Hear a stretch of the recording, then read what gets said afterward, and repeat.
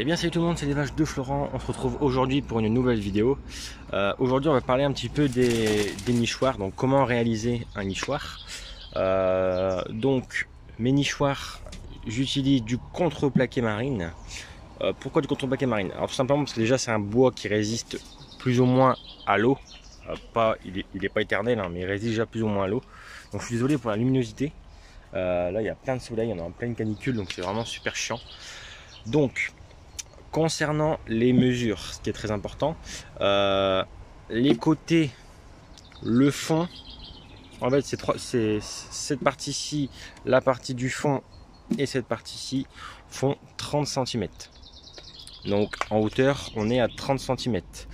Le toit, lui, fait 35 cm. Donc une petite devanture de 5 cm qui permet tout simplement en fait à la pluie de pouvoir tomber. Le sol, lui, fait 40 cm. Donc en gros, là, on a 30, 30, 30. Là, ça dépasse de 5. Et là, ça dépasse de 10 pour que le pigeon puisse venir se poser et ensuite rentrer tranquillement dans son nid. Donc voilà. De toute façon, je vais vous mettre les mesures dans le commentaire. Comme ça, au moins, vous pourrez les retrouver. Donc je fais ce style de nichoir-ci. Et ensuite, je fais ce style de nichoir-ci là-bas. Donc là, clairement, il n'y a pas vraiment de mesure. Le mieux, c'est de faire quand même à peu près 30 cm de haut pour que le pigeon puisse tenir debout dedans. Toujours la petite devanture devant pour que les pigeons puissent venir marcher. Ce style de nichoir, je trouve que esthétiquement, c'est assez joli. Par contre, le problème que moi j'ai, c'est qu'en fait, si vous voulez, ce couple-là, donc là on a le mâle, là on a la femelle, ils ont ce nichoir-ci. Et en fait, le mâle, c'est accaparé ça. Donc ce qui fait qu'en fait le mâle s'est accaparé les 3 nids, alors qu'en fait sa femelle ne pond uniquement dans celui-là. Donc bon, c'est un petit peu chiant.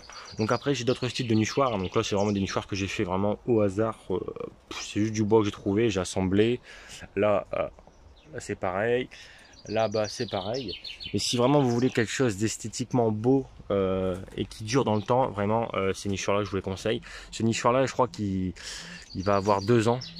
Voilà, on peut voir que franchement il a rien quoi. Il a rien. Pourtant j'ai pas.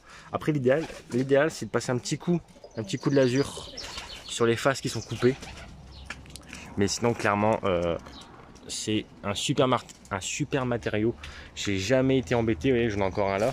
Donc j'avais fait une petite série d'une dizaine de nichoirs. Donc il y en a déjà 7 à côté. Au rami il y en a 7. J'en ai encore un là. Ouais, il y en a là-bas. Donc c'est ça, ouais, à peu près 9-10. Donc voilà, donc franchement je vous conseille ce bois là, c'est assez cher à l'achat, je crois qu'on est autour de 80 € la plaque. La plaque fait 2,50 m sur 1,25 m, mais franchement à découper c'est super facile, ça s'emboîte facilement. Donc voilà, donc petit rappel, donc on est sur 30 cm pour 30 cm les côtés et le fond, 35 cm le toit et 40 cm le fond. Surtout pensez bien à mettre un petit rebord comme ça, un petit rebord pour empêcher tout simplement lorsque les parents quittent le nid et que l'autre parent vient pour couver, d'empêcher en fait qu'il fasse rouler l'œuf et que l'œuf tombe. Donc voilà, donc c'est super important. Donc voilà, si vous avez des questions concernant les nichoirs, eh ben, envoyez-moi des messages ou alors marquez dans les commentaires la question et j'essaierai de vous répondre.